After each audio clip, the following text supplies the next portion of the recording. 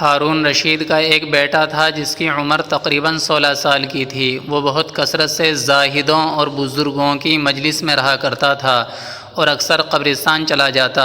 وہاں جا کر کہتا کہ تم لوگ ہم سے پہلے دنیا میں تھے، دنیا کے مالک تھے، لیکن اس دنیا نے تمہیں نجات نہ دی، حتیٰ کہ تم قبروں میں پہنچ گئے۔ کاش مجھے کسی طرح خبر ہوتی کہ تم پر کیا گزری ہے اور تم سے کیا کیا سوال و جواب ہوئے ہیں۔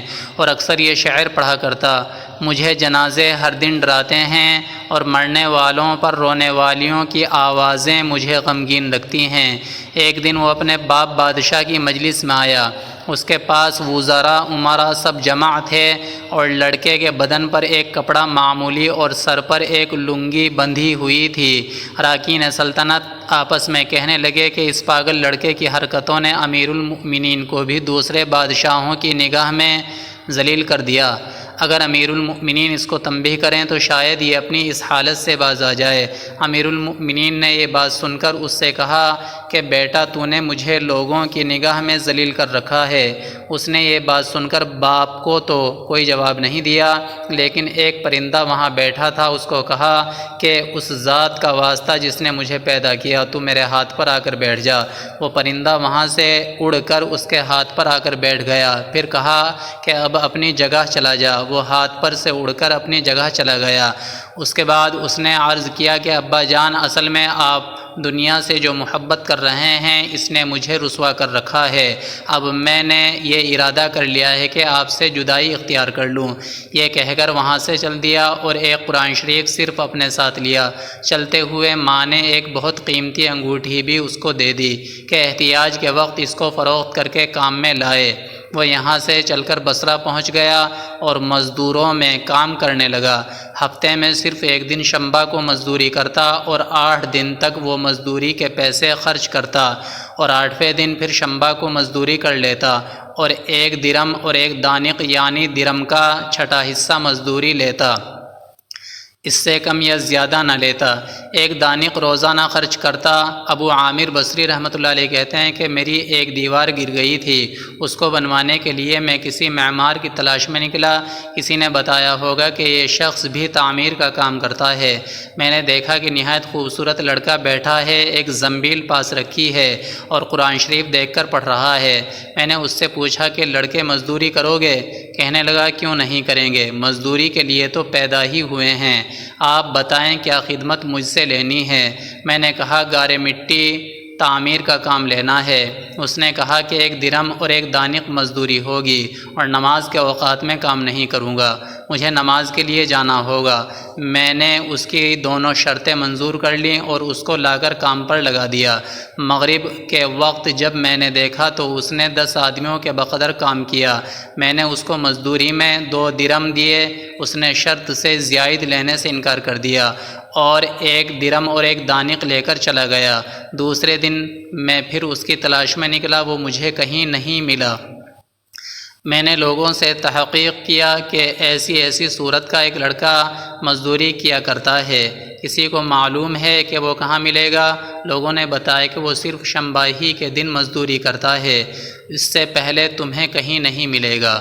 مجھے اس کے کام کو دیکھ کر ایسی رغبت ہوئی کہ میں نے 8 دن کو اپنی تعمیر بند کر دی اور شنبہ کے دن اس کی تلاش کو نکلا۔ وہ اسی طرح بیٹھا قرآن شریف پڑھتا ہوا ملا۔ میں نے سلام کیا اور مزدوری کرنے کو پوچھا۔ اس نے وہی پہلی 2 شرطیں بیان کی، میں نے منظور کر لیں اور وہ میرے ساتھ آ کر کام میں لگ گیا۔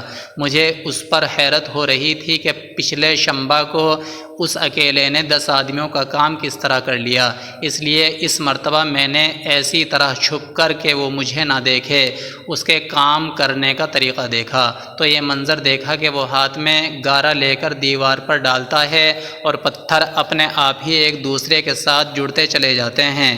مجھے یقین ہو گیا کہ یہ کوئی اللہ کا ولی ہے اور اللہ کے اولیاء کے کاموں کی غیب سے مدد ہوتی ہی ہے۔ جب شام ہوئی تو میں نے اس کو 3 درہم دینا چاہے، اس نے لینے سے انکار کر دیا کہ میں اتنے درہم کا کیا کروں گا، اور 1 درہم اور 1 دانق لے کر چلا گیا۔ میں نے 1 ہفتہ پھر انتظار کیا اور تیسرے شنبہ کو پھر اس کی تلاش میں نکلا، مگر وہ مجھے نہ ملا۔ میں نے لوگوں سے تحقیق کیا، ایک شخص نے بتایا کہ وہ 3 دن سے بیمار ہے، فلاں ویرانہ جنگل میں پڑا ہے۔ میں نے ایک شخص کو اجرت دے کر اس پر راضی کیا کہ وہ مجھے اس جنگل میں پہنچا دے۔ وہ مجھے ساتھ لے کر اس جنگل ویران میں پہنچا تو میں نے دیکھا کہ وہ بے ہوش پڑا ہے، آدھی اینٹ کا ٹکڑا سر کے نیچے رکھا ہوا ہے۔ میں نے اس کو سلام کیا، اس نے جواب نہ دیا۔ میں نے دوسری مرتبہ سلام کیا تو اس نے آنکھ کھولی اور مجھے پہچان لیا۔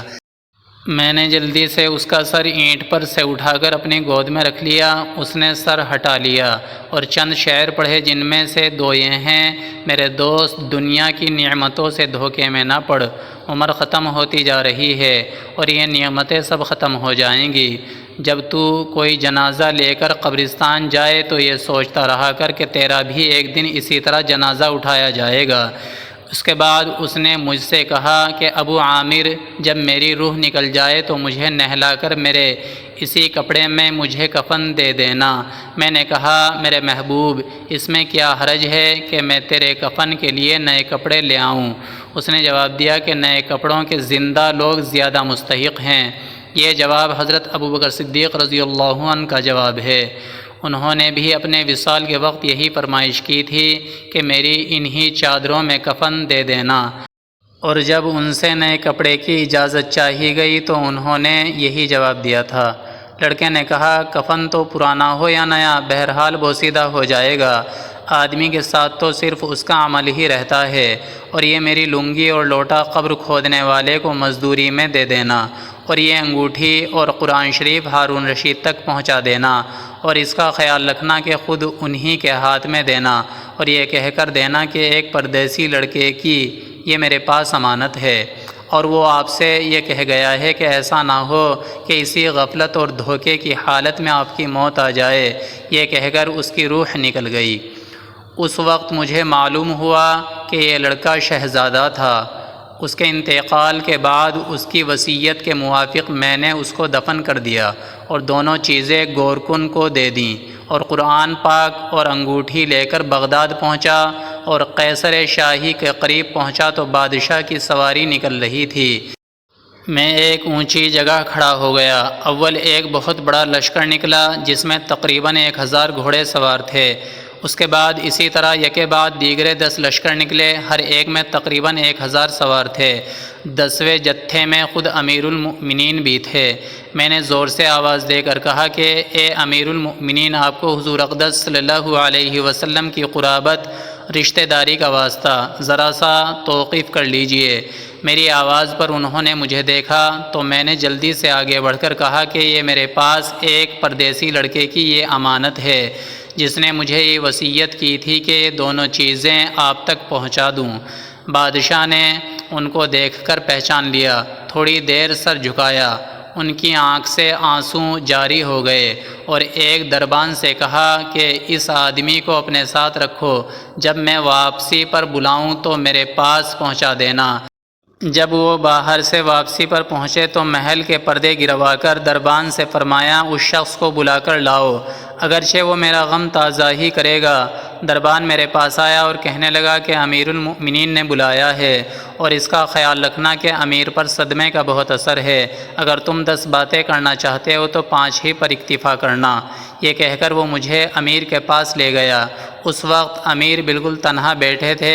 مجھ سے فرمایا کہ میرے قریب آ جاؤ۔ میں قریب جا کر بیٹھ گیا۔ کہنے لگے کہ تم میرے اس بیٹے کو جانتے ہو؟ میں نے کہا، جی ہاں، میں ان کو جانتا ہوں۔ کہنے لگے، وہ کیا کام کرتا تھا؟ میں نے کہا، گارے مٹی کی مزدوری کرتے تھے۔ کہنے لگے، تم نے بھی مزدوری پر کوئی کام اس سے کرایا ہے؟ میں نے کہا، کرایا ہے۔ کہنے لگے، تمہیں اس کا خیال نہ آیا کہ اس کی حضور اقدس صلی اللہ علیہ وسلم سے قرابت تھی کہ یہ حضرات حضور صلی اللہ علیہ وسلم کے چچا حضرت عباس رضی اللہ عنہ کی اولاد ہیں؟ میں نے کہا، امیر المؤمنین، پہلے اللہ سے معذرت چاہتا ہوں، اس کے بعد آپ سے عذر خواہ ہوں۔ مجھے اس وقت اس کا علم ہی نہ تھا کہ یہ کون ہیں۔ مجھے ان کے انتقال کے وقت ان کا حال معلوم ہوا۔ کہنے لگے کہ تم نے اپنے ہاتھ سے اس کو غسل دیا؟ میں نے کہا جی ہاں۔ کہنے لگے اپنا ہاتھ لاؤ۔ میرا ہاتھ لے کر اپنے سینے پر رکھ دیا اور چند شعر پڑھے جن کا ترجمہ یہ ہے: اے وہ مسافر جس پر میرا دل پگھل رہا ہے اور میری آنکھیں اس پر آنسو بہا رہی ہیں، اے وہ شخص جس کا مکان قبر دور ہے لیکن اس کا غم میرے قریب ہے، بے شک موت ہر اچھے سے اچھے عیش کو مقدر کر دیتی ہے۔ وہ مسافر ایک چاند کا ٹکڑا تھا، یعنی اس کا چہرہ جو خالص چاندی کی ٹہنی پر تھا، یعنی اس کے بدن پر، پس چاند کا ٹکڑا بھی قبر میں پہنچ گیا اور چاندی کی ٹہنی بھی قبر میں پہنچ گئی۔ اس کے بعد ہارون رشید نے بصرہ اس کی قبر پر جانے کا ارادہ کیا۔ ابو عامر رحمۃ اللہ علیہ ساتھ تھے۔ اس کی قبر پر پہنچ کر ہارون رشید نے چند شعر پڑھے جن کا ترجمہ یہ ہے: اے وہ مسافر جو اپنے سفر سے کبھی بھی نہ لوٹے گا، موت نے کم عمری ہی کے زمانے میں اس کو جلدی سے اچک لیا۔ اے میری آنکھوں کی ٹھنڈک، تو میرے لیے انس اور دل کا چین تھا، لمبی راتوں میں بھی اور مختصر راتوں میں بھی۔ تو نے موت کا وہ پیالہ پیا ہے جس کو عنقریب تیرا بوڑھا باپ بڑھاپے کی حالت میں پیے گا، بلکہ دنیا کا ہر آدمی اس کو پیے گا، چاہے وہ جنگل کا رہنے والا ہو یا شہر کا رہنے والا ہو۔ پس سب تعریفیں اسی وحدہ لا شریک لہ کے لیے ہیں جس کی لکھی ہوئی تقدیر کے یہ کرشمے ہیں۔ ابو عامر کہتے ہیں کہ اس کے بعد جو رات آئی تو جب میں اپنے وظائف پورے کر کے لیٹا ہی تھا کہ میں نے خواب میں ایک نور کا قبہ دیکھا جس کے اوپر ابر کی طرح نور ہی نور پھیل رہا ہے۔ اس نور کے ابر میں سے اس لڑکے نے مجھے آواز دے کر کہا: ابو عامر، تمہیں حق تعالی شانہ جزائے خیر عطا فرمائے، تم نے میری تجہیز و تکفین کی اور میری وصیت پوری کی۔ میں نے اس سے پوچھا کہ میرے پیارے تیرا کیا حال گزرا؟ کہنے لگا کہ میں ایسے مولا کی طرف پہنچا ہوں جو بہت کریم ہے اور مجھ سے بہت راضی ہے۔ مجھے اس مالک نے وہ چیزیں عطا کیں جو نہ کبھی کسی آنکھ نے دیکھیں، نہ کان نے سنی، نہ کسی آدمی کے دل پر ان کا خیال گزرا۔ یہ ایک مشہور حدیث پاک کا مضمون ہے۔ حضور اقدس صلی اللہ علیہ وسلم ارشاد فرماتے ہیں کہ اللہ پاک کا ارشاد ہے کہ میں نے اپنے نیک بندوں کے لیے ایسی چیزیں تیار کر رکھی ہیں جو نہ کسی آنکھ نے کبھی دیکھیں، نہ کان نے سنی، نہ کسی کے دل پر ان کا خیال گزرا۔ اور یہ مضمون قرآن پاک میں بھی ہے: فَلَا تَعْلَمُ نَفْسٌ مَّا أُخْفِيَ لَهُم مِّن قُرَّةِ أَعْيُنٍ، سورہ سجدہ۔ کسی شخص کو خبر نہیں جو آنکھوں کی ٹھنڈک کا سامان ایسے لوگوں کے لیے خزانہ غیب میں موجود ہے۔ اس کے بعد اس لڑکے نے کہا کہ حق تعالی شانہ نے قسم کھا کر فرمایا ہے کہ جو بھی دنیا سے اسی طرح نکل آئے جیسا میں نکل آیا، اس کے لیے یہی اعزاز اور اکرام ہیں جو میرے لیے ہیں۔ Please subscribe my channel, video like and share.